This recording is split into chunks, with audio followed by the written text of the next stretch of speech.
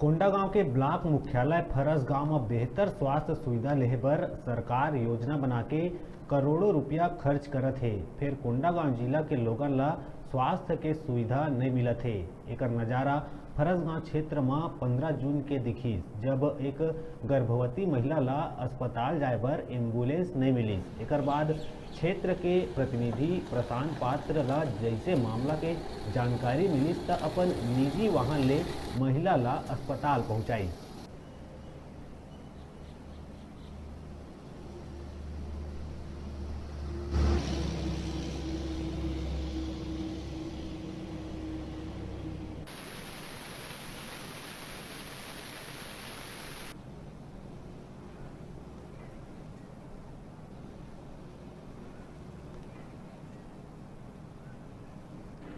क्यों आज प्रसूत उसको गर्भवती को लेके आए, क्या कारण था? फ़ोन के माध्यम से मेरे को पाटला ग्राम पंचायत से मेरे को फ़ोन आया था।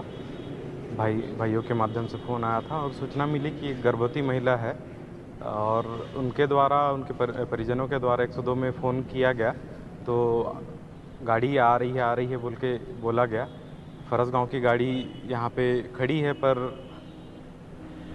रनिंग कंडीशन में नहीं है और केशकाल और बड़े डोंगर के माध्यम से खबर मिली थी कि गाड़ी आ रही है परंतु उस गर्भवती महिला का दर्द बढ़ते जा रहा था और इनके माध्यम से सूचना मिली कि इमरजेंसी की केस है।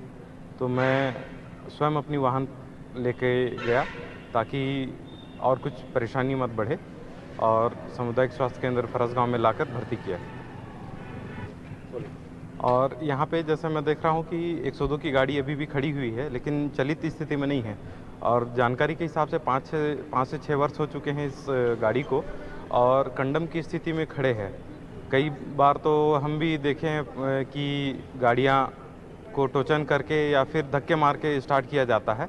तो मैं शासन प्रशासन से चाहूँगा कि ऐसी गाड़ियों को तुरंत हटाकर नई वाहनों की सुविधा दी जाए ताकि गर्भवती महिलाओं को स्वास्थ्य सुविधा का बेहतर लाभ मिल सके।